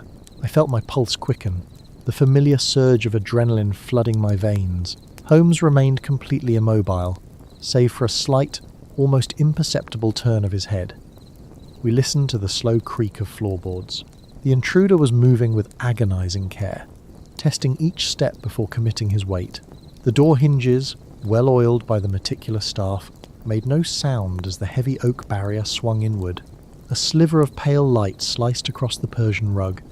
The smell of damp wool and cold fog invaded the dry, stagnant air of the office. A figure stepped through the threshold, holding a shuttered dark lantern. He wore a heavy ulster coat, the collar turned up against the damp, and a soft felt hat pulled low over his brow. The fog of the London streets clung to the coarse fabric, bringing the chill of the river directly into the stifling warmth of the chambers. The intruder did not sweep the room with light. He knew precisely where he was going. He advanced directly toward the heavy oak desk. From my vantage point, I watched the silhouette reach toward the illuminated patch where the doctored document rested. Yet, the gloved hand bypassed the parchment entirely. The intruder reached instead for the heavy, square brass inkwell that sat securely on the right side of the blotter. With a swift, practiced motion, the man drew an identical brass inkwell from the deep pocket of his coat. He meant to swap them. A sharp scrape shattered the silence. Holmes had struck a Vesta. The sudden flare of the match was blinding in the profound darkness. Holmes touched the flame to the mantle of the desk lamp. The room was instantly flooded with a harsh, unyielding white light. I rose immediately to my feet, raising the heavy barrel of my revolver and positioning myself between the intruder and the sole exit. The man at the desk froze. The dark lantern slipped from his grasp, hitting the floorboards with a dull thud. I studied him with a clinical eye. It was Mr. Penhaligon, the unassuming junior partner of the firm. The physiological response to sudden, absolute terror was written plainly across his features. His face lost all colour, the capillaries retreating to leave his skin the shade of wet ash. His pupils were massively dilated, struggling to adjust to the sudden brilliance of the gaslight. His breathing turned ragged and shallow. His carotid artery fluttered violently against the thin skin of his neck, a visual metronome of his rising panic. The sweat beaded on his forehead, catching the gaslight like cold morning dew. In his left hand, he held the inkwell from the desk. In his right, the duplicate he had brought with him. He was caught perfectly in the mechanism of his own deceit. "Put them down," Holmes said. His voice was quiet. It carried the edge of a honed razor. Penhaligon opened his mouth, but his vocal cords refused to function. His jaw worked silently. The tremor in his hands became so violent that the brass lids of the inkwells began to rattle against their hinges. "Place them on the blotter, Mr. Penhaligon," Holmes instructed. "Do not spill a drop. The chemical composition is fragile. I should hate to see you destroy the very evidence that will secure your lodging at Newgate." Slowly, as if the muscles in his arms were operating against an immense physical resistance, Penhaligon lowered the 2 inkwells onto the desk. He then collapsed backward into the leather client chair. His legs apparently no longer capable of supporting his weight. He buried his face in his hands. A low, pathetic moan escaped his lips. I stepped forward, keeping a watchful eye on the broken man. Holmes moved to the desk. He did not look at Penhaligon.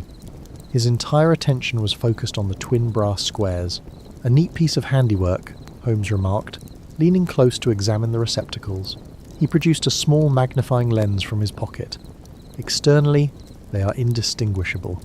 The same foundry mark on the base. The same tarnish on the hinges. You went to considerable lengths to match the office inventory.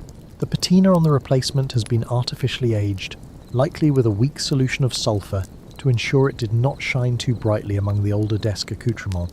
"I do not understand," Penhaligon whispered, his voice trembling as he peered over his trembling fingers. "The document. I saw it this afternoon. The ink had not faded. The words were still there. It should have been completely blank." Holmes straightened up and slid the lens back into his coat. "Because the document you saw this afternoon was not the original," Holmes stated flatly. "It was a forgery, executed by my own hand this morning." Penhaligon looked up, his ash-grey face contorted in confusion. "You forged the codicil?" "I copied it precisely," Holmes replied. "But I used ordinary iron gall ink. When you inspected the papers today, you expected to find the fraudulent additions you made yesterday entirely vanished. You expected a blank space where the new inheritor was named. Instead, you found the words stubbornly visible." Holmes picked up the inkwell Penhaligon had attempted to remove from the desk.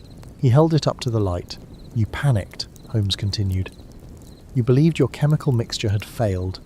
If the words remained permanently visible, your forgery would eventually be subjected to expert scrutiny.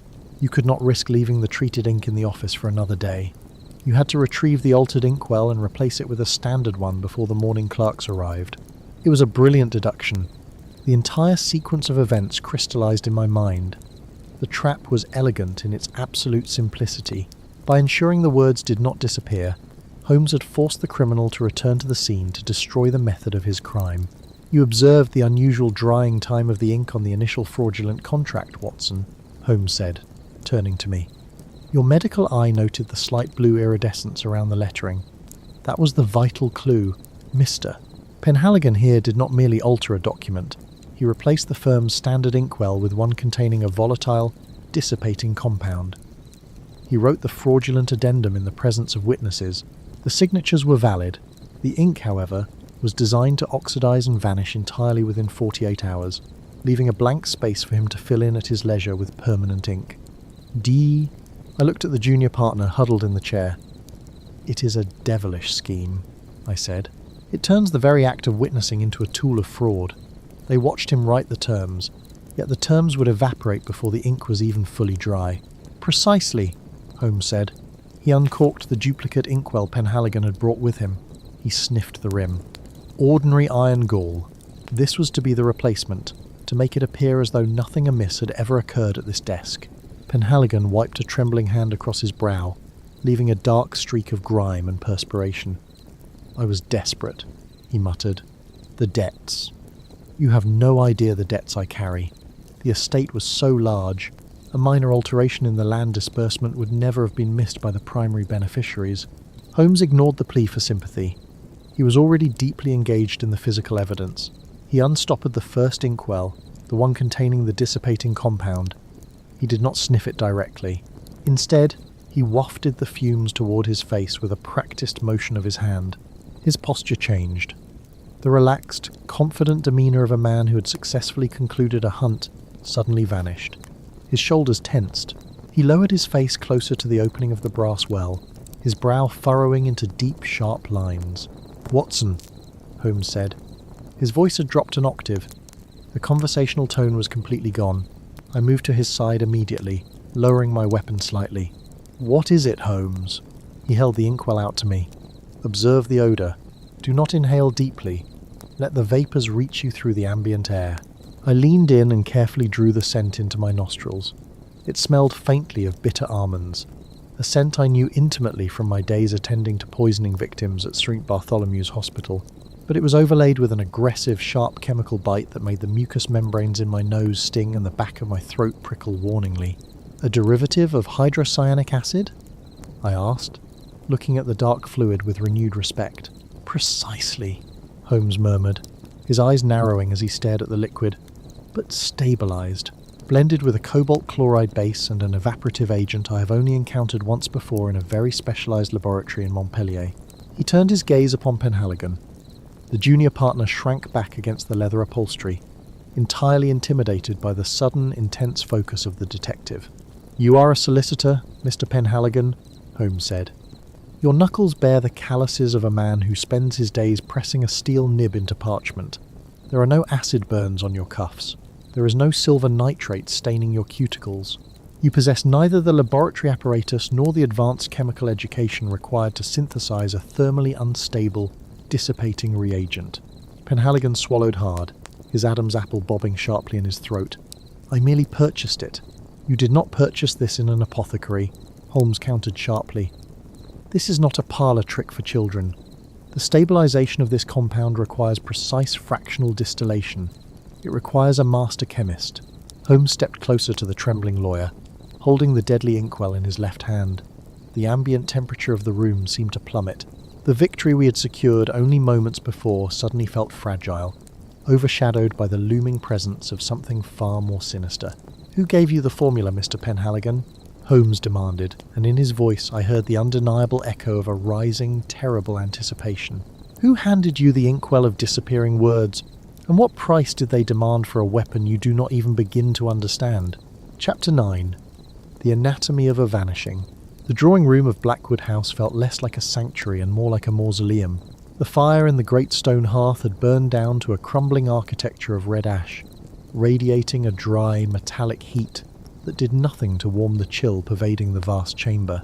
The scent of beeswax, old paper, and a faint, sharp undertone of damp wool hung heavy in the stagnant air. Inspector Lestrade stood by the heavy velvet curtains, his weight shifting from one foot to the other in a steady rhythm of barely suppressed impatience. His bowler hat was crushed relentlessly between his thick hands. The family sat arranged like stone effigies upon the damask furniture. Lord Harrington stared blindly at the intricate patterns of the Persian rug, his jaw slack. Lady Harrington pressed a lace handkerchief to her collarbone, her breathing shallow and rapid, her eyes darting nervously toward the shadows of the room. And then there was Penhaligon. I observed the estate manager with the clinical detachment of my profession. He sat near the edge of a high-backed wing chair, attempting to project an air of offended dignity. Yet his biology betrayed him completely. I noted the pronounced, rapid pulsation of the carotid artery beneath the stiff white edge of his collar. His skin carried the waxy, translucent pallor of a man entering the early stages of physiological shock. He kept swallowing, a dry and mechanical action, attempting to lubricate a throat tight with sheer terror. His hands rested upon his knees, the fingers curling inward like the legs of a dying spider. Holmes, by contrast, was an exhibition of absolute, terrifying stillness. He stood beside the grand mahogany desk, his long, thin fingers resting lightly upon the completely blank sheet of parchment that had, only 48 hours prior, borne the final testament and ledger accounts of the Harrington estate. "The tragedy of the human eye," Holmes began, his voice barely above a murmur, yet carrying with piercing clarity to every corner of the silent room, is its desperate need to fill the void. We are trained by habit and survival to look only for what is present. The muddy footprint upon the carpet, the trace of blood upon the shattered glass, the ink upon the page. It requires a distinct inversion of intellect to look solely at what has been carefully taken away. Lestrade cleared his throat, a rough, grating sound in the quiet room. "It is a blank page, Mr. Holmes. We have all seen it. The ink has faded, or someone has swapped the papers. You promised us the rogue who stole the estate out from under Lord Harrington, not a lecture on philosophy. I have constables waiting in the rain outside." "And you shall have your rogue, Inspector," Holmes replied, not shifting his gaze from the estate manager, But to understand the theft, you must first understand the mechanism of the vanishing. Holmes lifted the parchment. He did not wave it about. He held it with the cautious reverence one might afford a highly volatile explosive. This document was written in the library 3 nights ago. We have the sworn testimony of 3 witnesses who saw the ink flow from the pen. Black ink, crisp and undeniable. By the following morning, it was entirely bereft of writing. The superstitious among the servants whispered of a family curse. The practical among you, Inspector, suspected a sleight of hand, a substitution of the documents during the night. But I assure you, this is the exact parchment upon which Lord Harrington signed his name. I have matched the microscopic fibres of the torn edge to the bound ledger from which it was removed. Holmes turned his piercing grey eyes directly upon Penhaligon. The manager flinched as though physically struck. You are a meticulous man, Penhaligon. Your ledgers are a marvel of neatness. Your columns always align perfectly. But you are a clerk, not a chemist. You purchased a specific solution, or perhaps had one compounded for you by a disreputable apothecary in the East End of London. The antique inkwell upon the library desk was emptied of its standard iron gall ink and refilled with a most fascinating concoction. I have spent the morning in my makeshift laboratory at the village inn analysing the minute crystalline residue left at the bottom of the glass well. It is a delicate marriage of alkaline solutions and volatile starches, Holmes continued, pacing slowly across the length of the rug, his footsteps making no sound. The base is an iodine compound, rendered exceedingly dark by the introduction of a mild evaporating alkali. When the pen strikes the paper, the mark is as black and permanent as any standard ink, but the alkali is highly unstable. Upon exposure to the ambient air, specifically the carbonic acid present in the very breath we exhale into a room, the alkali begins to neutralize. As it neutralizes, the solvent evaporates, and the iodine sublimates directly into a gas. The process is entirely dependent on temperature and airflow. In a warm, enclosed room, such as the library with its roaring fire and tightly shut windows, the words do not merely fade, they literally take flight. They evaporate into thin air, leaving absolutely no particulate residue behind. I marvelled at the sheer, cold ingenuity of the method. As a medical man, I am intimately familiar with the properties of iodine and alkaline solutions. I've used them to sterilize wounds and compound tinctures. Yet to weaponize their volatility in such a manner was the work of a brilliant, if utterly amoral, mind. It was a chemical illusion designed to erode reality itself. To write a truth only to have it erase itself by the sheer act of breathing upon it was a concept that sent a profound chill down my spine. Lestrade stepped forward, his eyes narrowing beneath his heavy brow. Very clever, Mr. Holmes. A vanishing ink, but why in the name of all that is holy would a man go through the trouble of writing a ledger and a will only to have it disappear? What is the profit in a blank piece of paper? Because, Inspector, a blank page cannot be audited, Holmes stated softly. Holmes walked over to a heavy leather trunk resting near the oak doors. He threw open the heavy lid with a sudden, violent motion. Inside were dozens of black-bound ledger books, their spines cracked and smelling of cellar damp.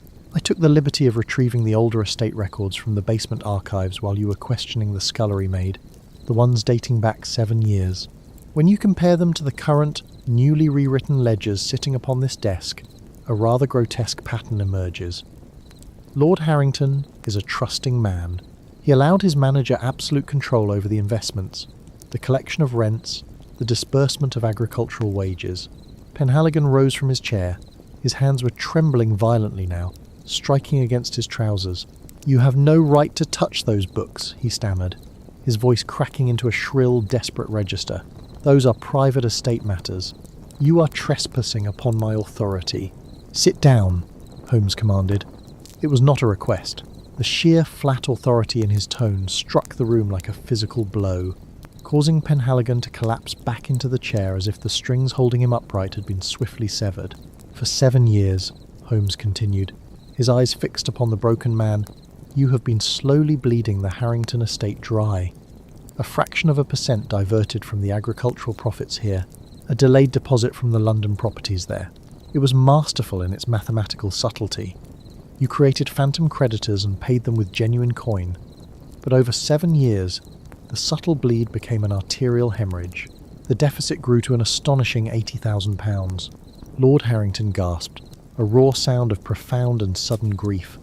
Lady Harrington grasped her husband's arm, her knuckles white.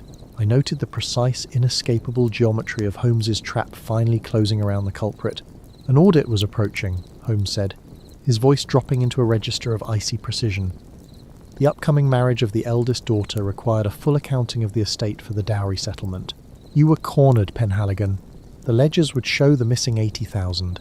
So, you devised a solution born of pure panic. You claimed the old ledgers were damaged by basement dampness and offered to transcribe them anew into fresh books for the lawyers. You wrote the accurate, devastating figures using the doctored ink. You had Lord Harrington sign off on the new totals, verifying their accuracy with his own eyes. And then, you simply waited for the warm air of the library to do its work. By morning, the damning pages were blank, ready to be rewritten with fraudulent, balanced numbers using standard ink, while the original books were meant to be conveniently burned in the incinerator. You would claim Lord Harrington signed a blank ledger in a moment of absent-mindedness, or you would blame a careless servant for knocking over a wash basin. It was a desperate gamble to buy enough time to flee the country. Lestrade did not require further prompting. He crossed the room with the heavy, purposeful stride of a man who finally understands the shape of the crime before him. He clamped a thick hand down upon Penhaligon's shoulder. John Penhaligon, I am arresting you for the massive theft of estate funds and the fraudulent manipulation of legal documents. The manager did not fight. The collapse of his posture was absolute and pathetic. He seemed to shrink within his tailored suit, becoming nothing more than a hollow shell of a man, his respectability evaporating just as surely as the chemical ink he had utilised. Lestrade hauled him roughly to his feet and marched him toward the heavy oak doors. Lord and Lady Harrington remained frozen on their sofa, paralysed by the sudden evaporation of their vast fortune and the intimate betrayal of their most trusted confidant.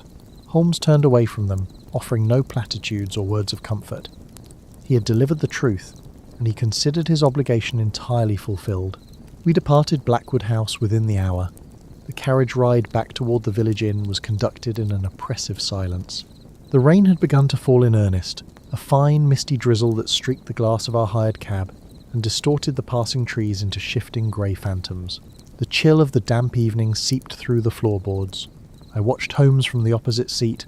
He was smoking his pipe, the red cherry of the tobacco glowing furiously in the dim carriage interior. His brow was deeply furrowed, his sharp profile cast in stark relief by the intermittent yellow light of the passing gas lamps. "A brilliant deduction, Holmes," I remarked, pulling my heavy woolen coat tighter against the damp draught seeping through the rattling carriage door. To track the missing funds through 7 years of complex accounts, and to isolate the exact chemical nature of the disappearing ink. The matter is neatly resolved, and Lestrade has his man. Holmes did not look at me. He kept his steely gaze fixed upon the rain-slicked window, watching the dark countryside roll past. "Do not confuse a captured pawn with a one-game Watson. I do not understand," I replied, genuinely perplexed. "We have the embezzler. The method of the vanishing ink is exposed. The Harringtons know the truth of their ruin. Penhaligon is a mere clerk," Holmes said, his voice carrying a strange, resonant edge of cold apprehension that made me forget the chill of the rain. "He is a man of numbers, of neat columns and boring ledgers. He possesses neither the imagination to conceive of an alkaline sublimating ink, nor the advanced chemical expertise required to synthesize it stably." I examined his hands closely while he sat in that chair, Watson. They were soft, unblemished by acid burns, devoid of the telltale yellowing of iodine or silver nitrate stains. He did not make that ink. Holmes slowly removed the pipe from his lips. He turned to face me, and the shadows of the carriage seemed to deepen around the sharp, hawkish angles of his face. "Penhaligon stole the £80,000, yes. But a man does not steal such a staggering sum merely to sit upon it in a damp country estate. The money has vanished just as completely as the words upon that parchment. Penhaligon was funneling those funds elsewhere.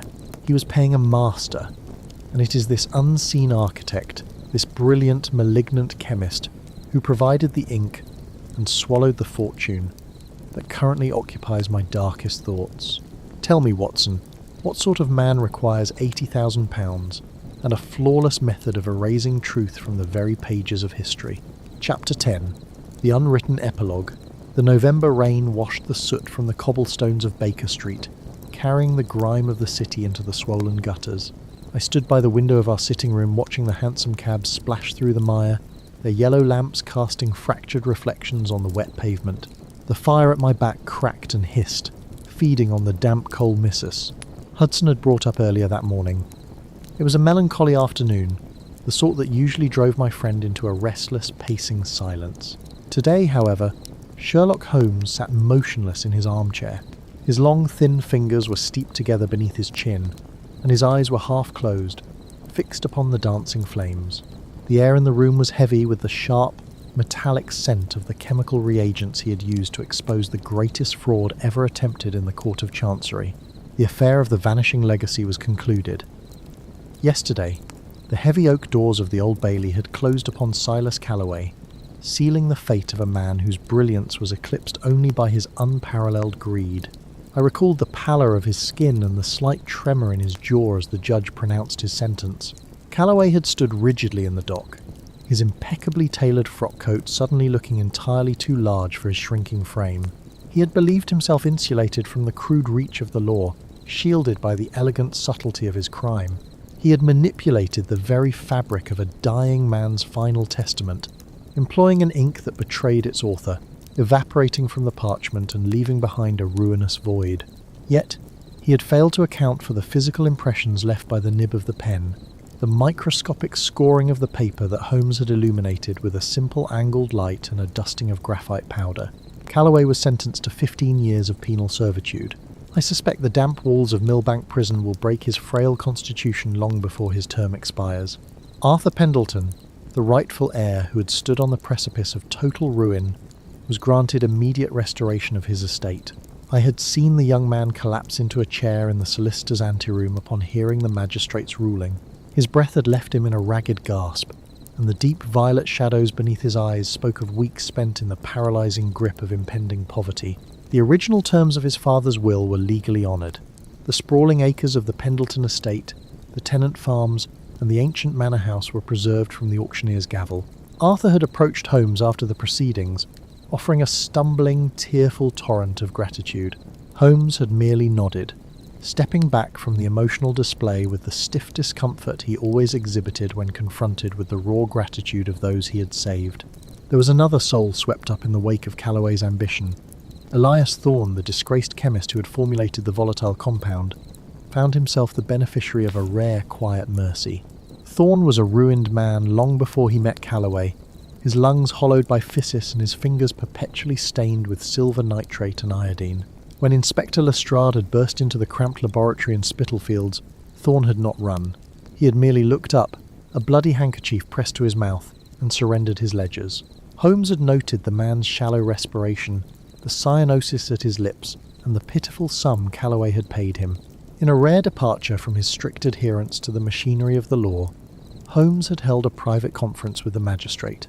He presented Thorne not as a willing conspirator, but as a coerced instrument, a dying man desperate to leave a few pounds for his destitute sister. Thorne received a suspended sentence and was placed in a sanatorium. Justice, Holmes had murmured to me on the steps of the courthouse, requires a delicate balance of scales, and there is no triumph in crushing a man who is already turning to dust. I turned away from the window and walked toward my desk. My medical bag sat by the door, smelling faintly of carbolic acid and worn leather, a reminder of the tangible, physical world I navigated daily. Holmes shifted in his chair, the leather creaking softly in the quiet room. He reached into the pocket of his dressing gown and produced the small glass vial we had confiscated from Thorne's workbench. The liquid inside was perfectly clear, indistinguishable from spring water. Men build their entire empires upon a foundation of paper. "Watson," Holmes said, his voice quiet, devoid of its usual piercing resonance. "They conquer nations, bind generations, and transfer vast fortunes with a few strokes of a steel nib. They place an absolute, almost religious faith in the permanence of their recorded words." "It is the foundation of civilization," I replied, sitting in the chair opposite him. "Without the written contract, society descends into chaos. A man's word must survive him." "And yet," Holmes continued, holding the vial up to the firelight, "look at how easily that foundation is undermined. A slight alteration in the pH of a gallatanic solution, a touch of exposure to atmospheric oxygen, and the unbreakable contract becomes a blank sheet of parchment."